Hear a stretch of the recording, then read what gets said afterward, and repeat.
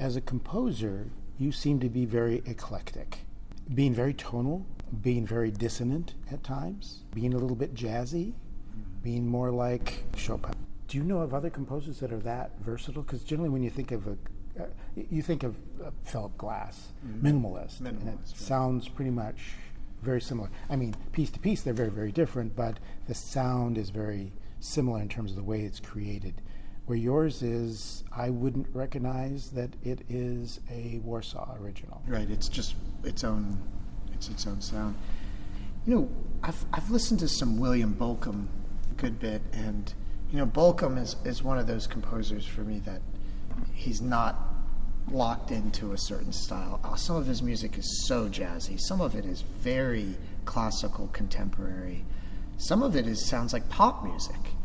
He's just kind of all over the place. George Crumb is another one. He's got this American folk sound, but it's also at times jazzy and extremely dissonant. But he carries the tune.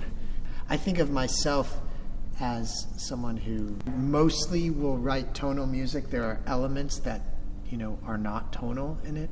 Melody is extremely important to me. Even if that melody is disjunct, I still value melody. And so I draw.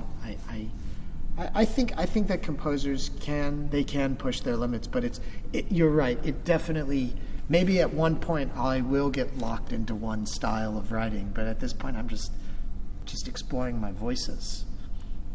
Now, you mentioned George Crumb.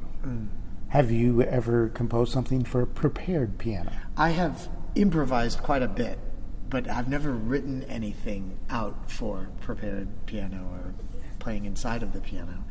But I've been commissioned and written some ballet, you know, music, and I will have a section where I don't actually write it out, but I'll say, you know, I'll go inside of the piano, and I use that a lot because the sound is, you know, I mean, you can make all kinds of sounds when you get inside of the piano. I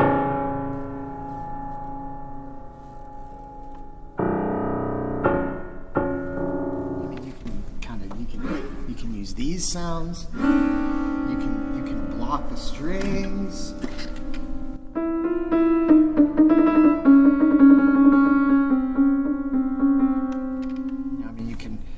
Kinds of stuff. I mean, you can even get to the point like John Cage, where you're putting nuts and bolts and, you know, using a hacksaw to saw the string in half.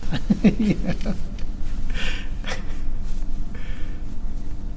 Now, you compose pretty much exclusively for piano and piano and voice. Why did you choose to go that direction? Part of it is timing. There's just not enough time to do everything I want to do. Also, I still feel like I'm getting to know the piano. I've only been playing it for, 22 years. So, and I've only been composing for maybe about 6 of those, 6 or 7 actual writing down music. So I just feel like there's so much I have to learn about playing piano and writing for piano and the combination of tones. I mean, I believe that everything that is written now has already been written. It's just a matter of reorganizing the notes. So I'm constantly trying to find out, what works the best for a certain sound on the piano.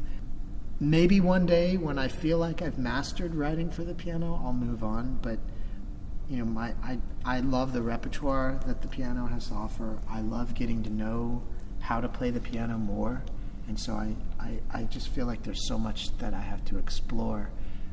Also, for me personally, it's the easiest way for me to express something. I'm not so comfortable expressing something on a cello. I've written things for other instruments, but I don't show them to people. Maybe like Brahms, maybe I'll burn all that music just to make sure that nobody sees it.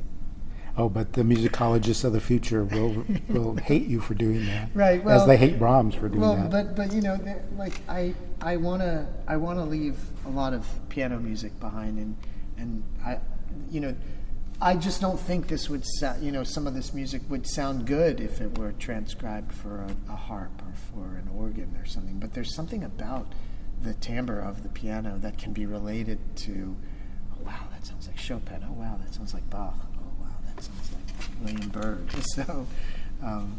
So I feel like I'm still getting to know the instrument. Yeah, one of the composers that I really like, primarily because I can go back and forth between the orchestral version and the piano version, is someone like Maurice Ravel, where you can hear the timbres, you can hear the sound of the way it was originally written in piano. But he was also a master orchestrator, Absolutely. so you can see how that broadens out, how he rethinks perhaps some of what he was doing when he went to the orchestral score.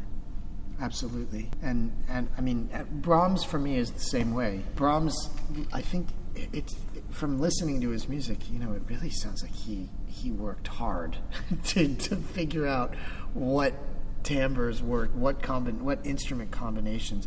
But you listen to early Brahms symphony, and you listen to the Fourth Symphony, and I mean, just for me, again, I think Maurice Ravel is a far more advanced orchestrator, but then again, that was a little later and Brahms was, late Romantic.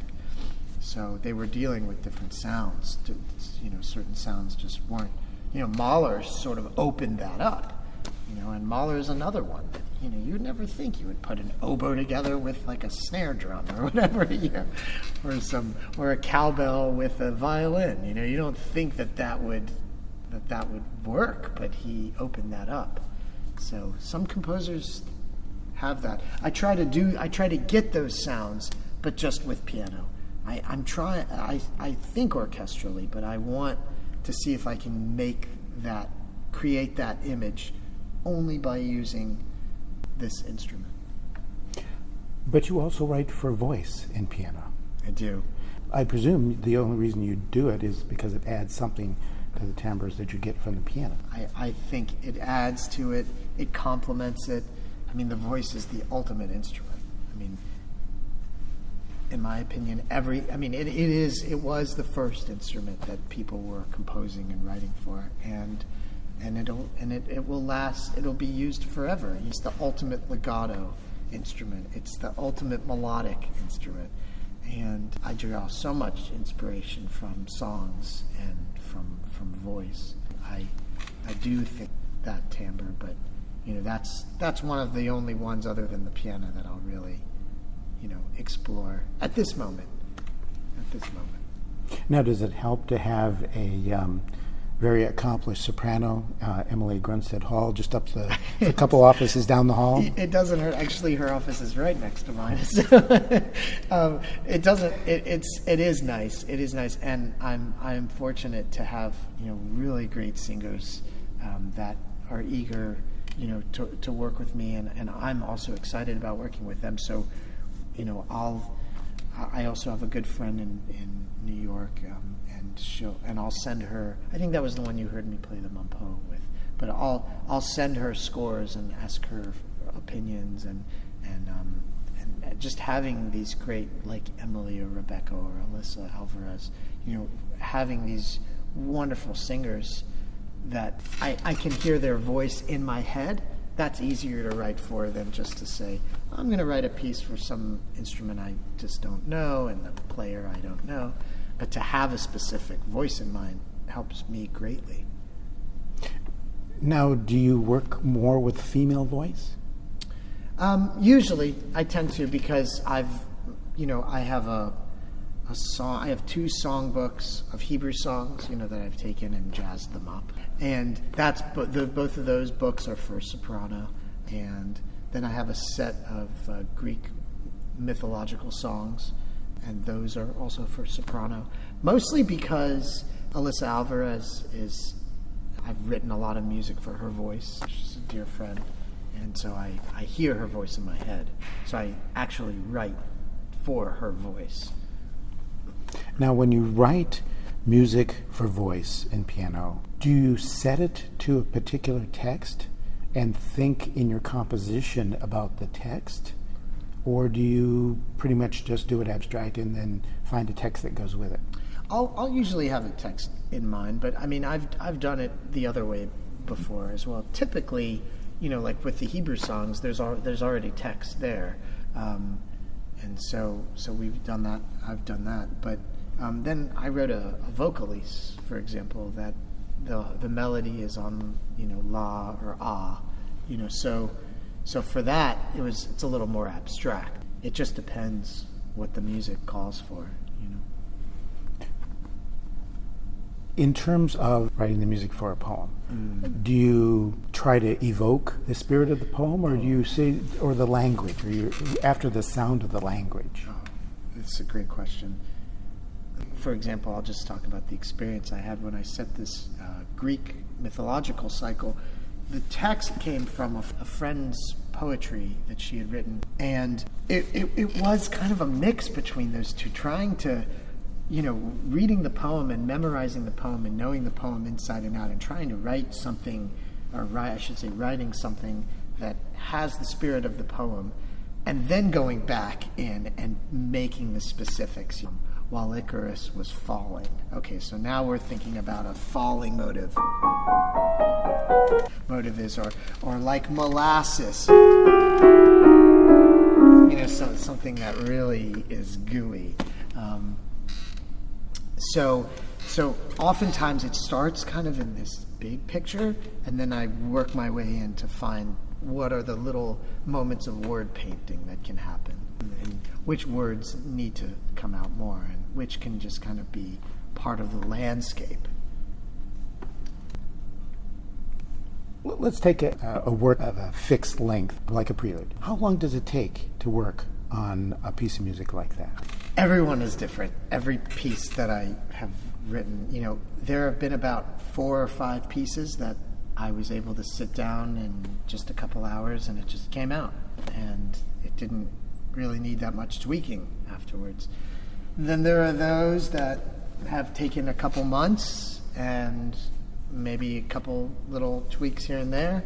And then there are those that I started a few years back and then just hit a wall and had to leave it and then come back to it a few years later, and was able to finish it up. There are those that I just write an ending to. I have a beginning and an ending and I don't know anything else. And then, one day I'll get inspiration and I'll fill in the middle section. I learned a while ago for myself that I really can't force that inspiration. When I try to, it just sounds stifled. So, there's always things. If I'm not writing music, I can always practice other composers, or I can prepare a lesson plan, or, I run this concert series, Piano in the Arts, so I can work on whatever I have to work on for that. So there's always something to do. But I usually give it time. If it needs another month of sitting there and little tweaks, then I give it. To them. Some of these children's songs, for example, some of them I'll write really quickly. I'll write, just in an afternoon. And some of them I'll write and then I'll scrap and I'll revise and I'll keep revising. And even if it's a piece that's 30 seconds long. I had a really good question. I gave a class to the Savannah Arts Academy students here in town, and someone asked, how do you know if a piece is complete or not, or if it's just a fragment? And, I think that, for me, I don't know about other composers, but that's something that I think of a lot, especially with writing miniatures.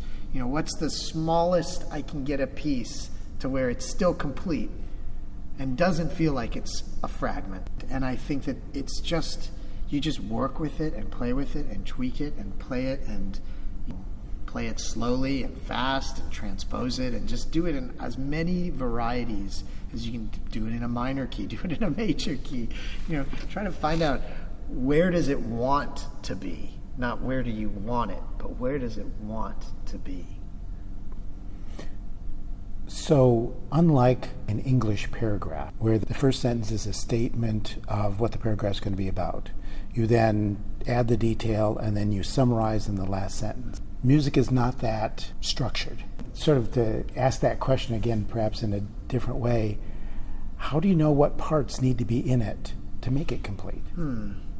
It's so subjective, and it's all about, what are you going for? With some pieces, you do want it to be that structured. You want this A section and then a clear B section and then a clear A section, and then the coda in the closing section is A or B material. Some pieces, that I write, I want complete new material throughout the whole thing, so that it doesn't even reflect backwards. It's just constantly pushing forward. So it really depends on the piece, I find. But the challenge is, to find out when to sort of let go of the structure and when to enforce it. I sort of like to think of going back into the mind of, say, a Beethoven, when he first took the minuet and trio and said, "No, I don't know. Let's do it as a scherzo. Let's do a scherzo instead." Sure. What went through his mind? Or it maybe in the Romantic period, instead of doing a sonata, let's do a fantasia. Yeah. And go wherever we want with it. Right. Or Liszt's idea of the tone poem. That it really. It's a one movement piece that moves through all these different ideas, but has a unifying motive through the whole thing too. That can be heard. Definitely, people have been pushing the boundaries, and I teach that in my music appreciation class, where we have to, in 15 weeks, we have to cover 2,000 years of music. And I constantly, we'll be listening to some Renaissance music, and I'll jump to jazz, and I'll say, listen to this, listen to the connection here, and then we'll go back to classical, and then I'll play, something, a little clip like of some hip hop or something, and show that there's this sample. What you're hearing is, you think you're just hearing hip hop, but what you're actually hearing is, you're hearing this Baroque piece, so. I think people are constantly trying to push the boundaries, even those that you wouldn't think that they were. Haydn. We listen to classical music, Haydn and Mozart and early Beethoven, and it's like, oh, well, that all sounds the same. Well, if you look a little deeper, then you realize like that the sforzando, the marking of sforzando, suddenly accented, suddenly loud, within a certain dynamic, that wasn't used before. So these little tiny things. Now, you mentioned earlier that you've written pieces for children. This question is sort of related to that. Are your compositions, even those that are not necessarily written for children, do you think that there's an influence of you being an educator that comes up in your music? Always.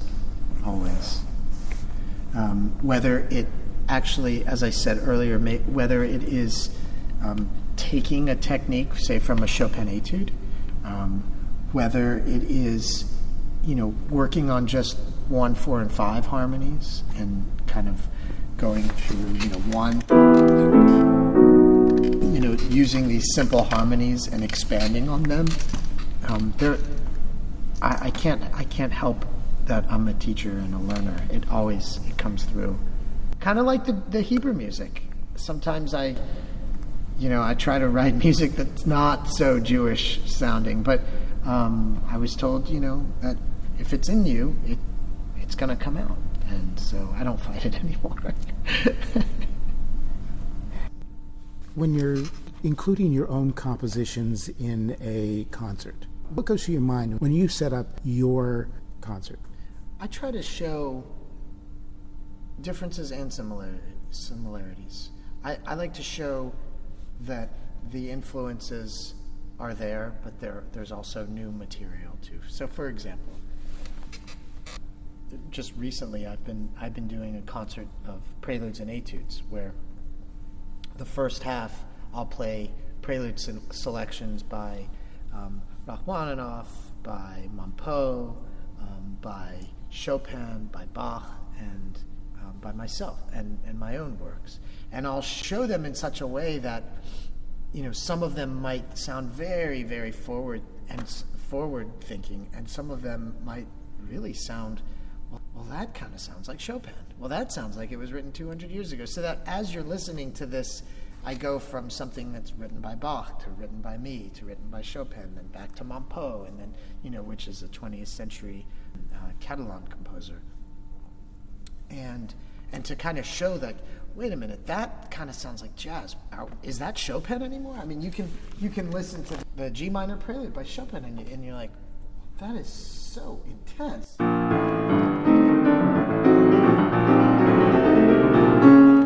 You know, we think of Chopin.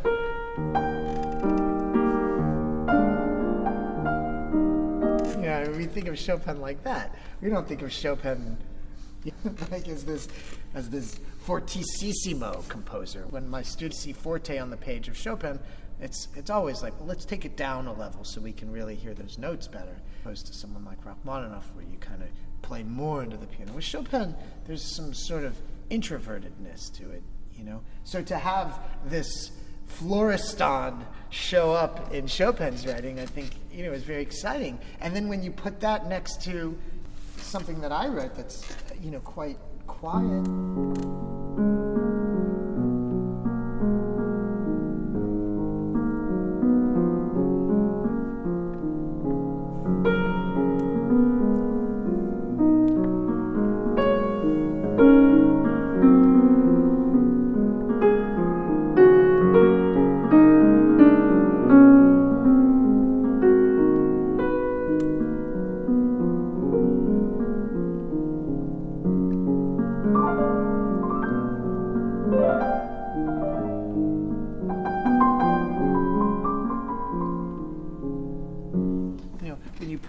To that, the question is like, wait, what, when was this written? When was this, what is this? You know, where was this taken from? So I like to do that. And I don't want to say confuse the listener, you know, but to have the listener ask questions and say, I didn't think I liked Baroque music, but man, that's really exciting, or whatever I'm going for.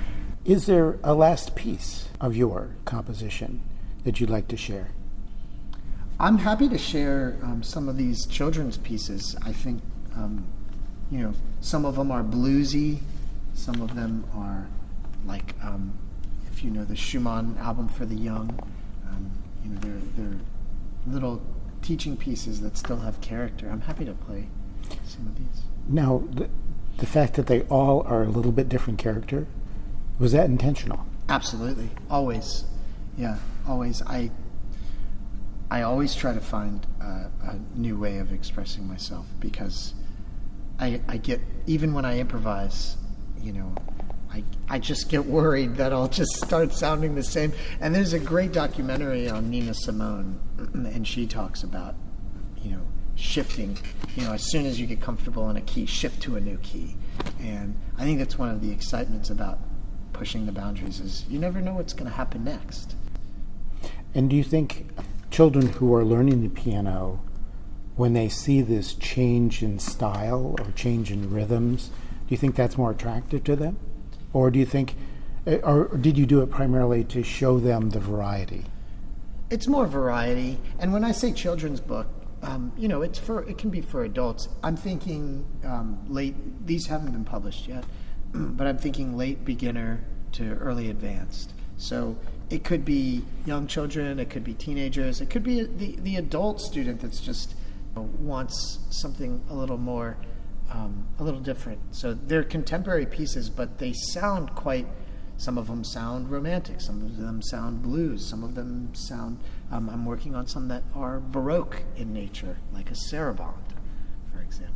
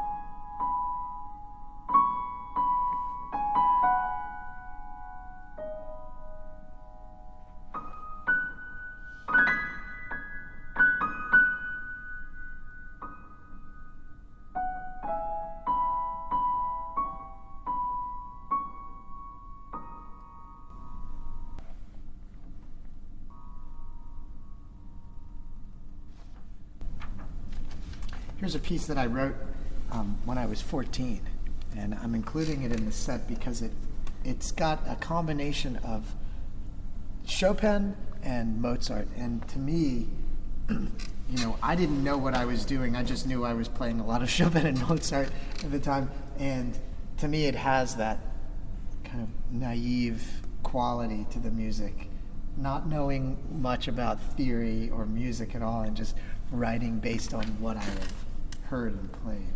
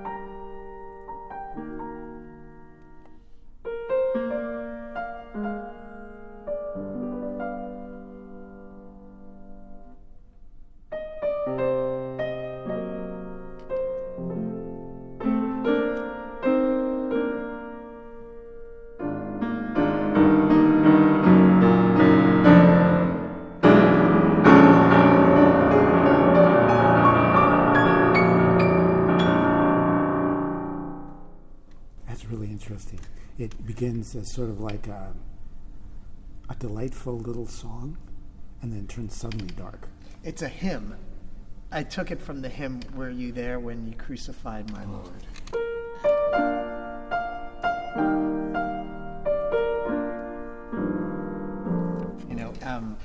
Kind of matched on that. And then it just goes into this blues.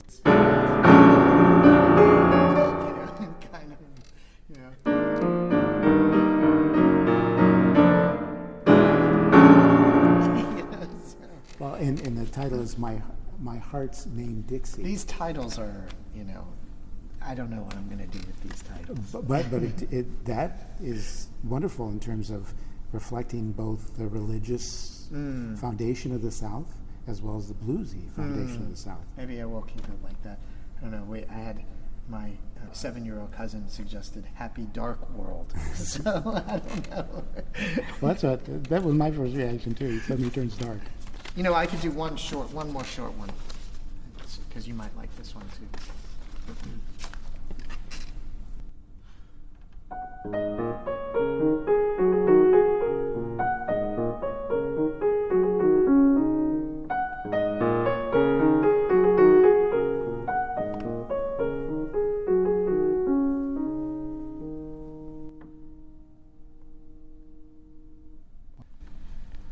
Well, we have been enjoying the music of Benjamin Warsaw this evening, and I just want to thank him very much for sharing his music with us. Thank you, Dave. Thank you. Wonderful. This has been another edition of Music Local and Sustainable, and I've been your host, Dave Lake. Well, I know we ain't headed for the Hall of Fame. Gonna give it what we got, man, that ain't no shame. Let me know if you can hear me. Check, check, 1, 2. Let me know if you can hear me. Check, check, 1, 2.